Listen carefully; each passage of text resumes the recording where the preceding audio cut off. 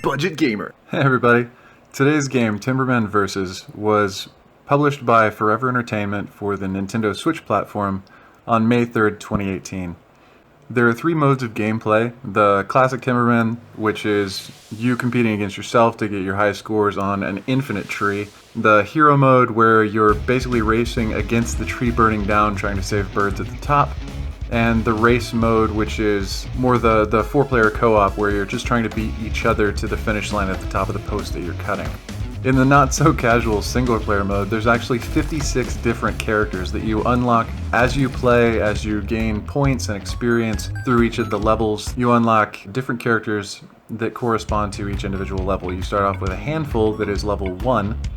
After 10 experience, you unlock level 2, after multiple of that experience, level 3, and so on and so forth. Though it may not be apparent at first, every single one of these 56 characters are all tributes in some way, shape, or form, and as I played through for the first time, I finally realized who some of the characters were based on either their costume or their movement, and they were hilarious. These range anywhere from the Hulk to Indiana Jones to Keanu Reeves and Edward Scissorhands, which are some of the ones that I played with my initial playthrough. The gameplay controls are actually super simple. You either use the Y to move your character to the left side of the tree or the A button to move your character to the right side. You can also play with the left joystick or the D-pad. Though it took a bit of getting used to, playing with the D-pad was actually showing a huge superiority, probably just because of how you can roll your thumb across the D-pad as opposed to having to move from one button to the next. There are 6 scenes, which are basically just 6 different backgrounds. Desert scene, the Mario tribute scene,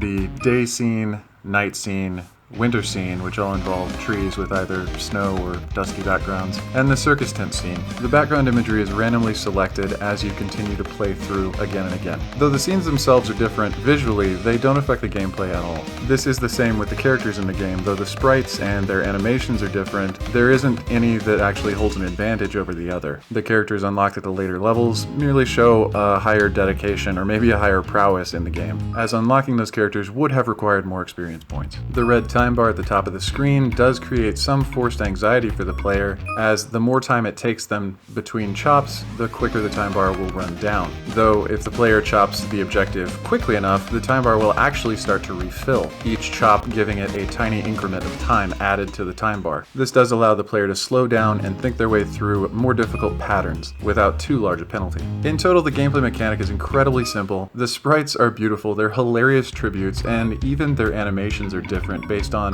who the character is and how they interact with the target. The game is incredibly simple to learn and incredibly difficult to master, especially if you're going for time or trying to beat yourself on a level challenge. However, the game was definitely designed to be multiplayer, as single-player mode doesn't really afford you the ability to do much except practice and unlock each of those 56 different characters. This, however, does create its own drama when we consider the music. The music is incredibly repetitive. It is the exact same sequence of sounds and tones throughout every single iteration of every single playthrough, regardless of the background or the character you've picked. This means that you will have this music in your dreams if you play it for more than a few minutes at a time. Though if you're a gamer who's a little more easily frustrated by being confronted with simple yet difficult tasks, you might not even make a few minutes of gameplay. However, in multiplayer mode, those same frustrations only add to the hilarity of the interaction. Being able to play with friends, fail, see them fail, all doing the same simple task, it just makes the interaction perfect. That's what you want from co-op gameplay. Nothing too difficult with hours of learning, just something simple and frustrating for everyone to enjoy in the same self-loathing kind of way. Though TimberMan likely would never actually be one of the big ticket games, it really doesn't have to be, and the fact that it's $1.99 means that it is a really great party game, and honestly, I'm putting it at the top of my list for any time I have friends over. After all, that's kind of what the Switch was made for, right? Well, I had a great time playing and reviewing this game, and honestly I'm really glad I stumbled across it. It was just a random cheap game in the eShop, and I'm glad that I could give it some much needed exposure and bring it to you all. Well, if you like this review or think you might actually want to try out this game, let me know in the comments. Throw me a like or subscribe to stay updated and participate in the channel. There's going to be new reviews and new gameplay streams every single week. So as always, thanks for watching. Seriously.